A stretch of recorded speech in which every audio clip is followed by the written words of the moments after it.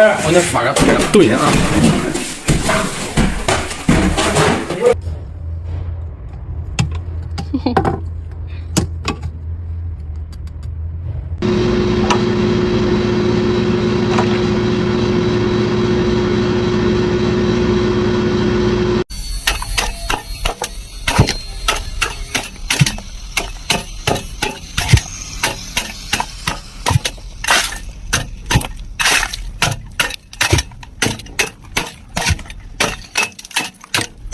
Mfowethu isimo esikhona la ngemva kwasekhaya nangumuzi kungena amanzi umama nobaba bangaphakathi njengoba niyibonela nje asazi noma basaphila noma kwenzakalani kodwa ke sithemba uNkulunkulu nakuba amathuba emancane ukuthi bayaphila kodwa nje sithemba uJehova njengoba nibuka nje nibona abantu bagcwele la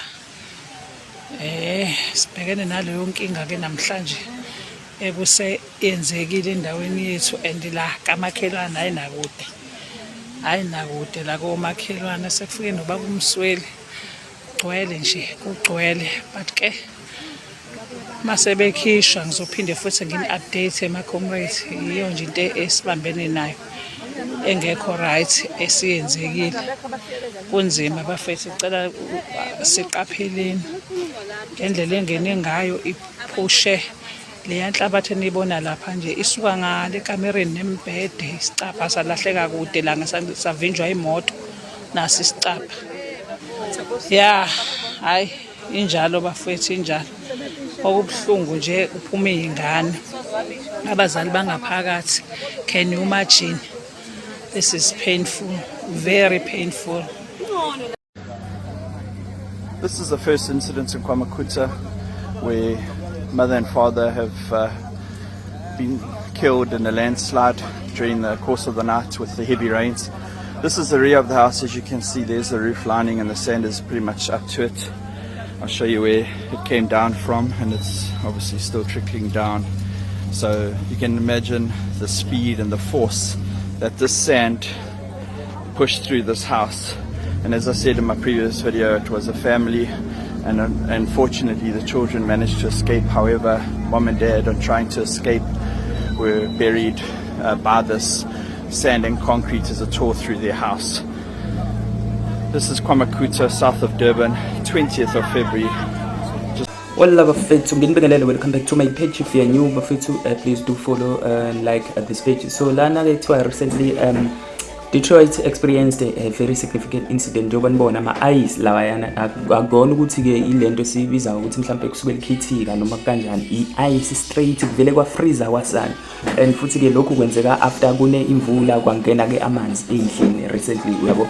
So yeah, it's been a century amanzi ke egcina ke ukuthi ke enze leyanto ke ayenzile according to abantu bezindaba bangakhona laphayana ke kuthiwa ke the temperatures aloke ehla enyuka yabona nje indlela ke egcina kwenzeka ngayo amazinga okushisa nokubanda kugcina ke kwenzeka ngendlela ke engakholakala njengoba nibona namanje lapha yanibona ke ama-ice. So sometimes kuthiwa amanzi avela freeze nje ngokukhulu ke ukushesha.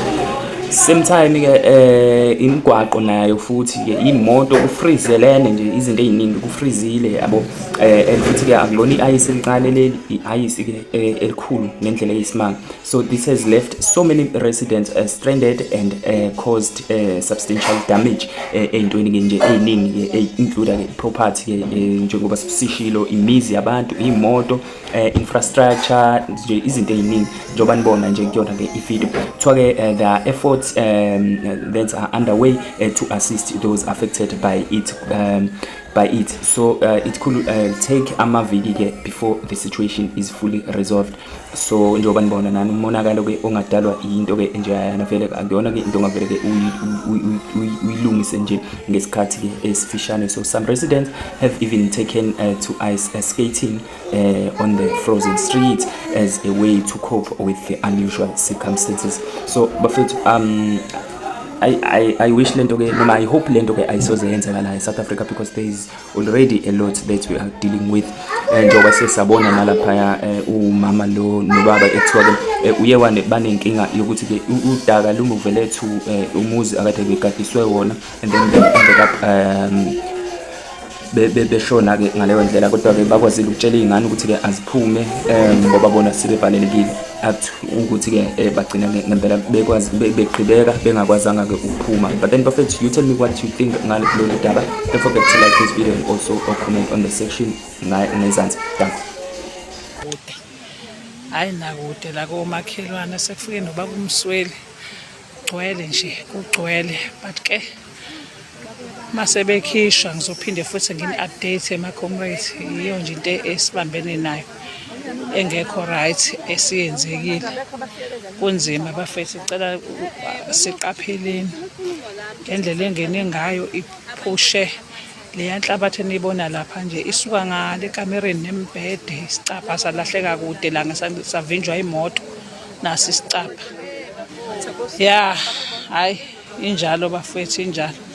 Okubuhlungu nje uphuma izingane, abazali bangaphakathi. Can you imagine? This is painful, very painful. This is the first incident in KwaMakhutha where mother and father have been killed in a landslide during the course of the night with the heavy rains.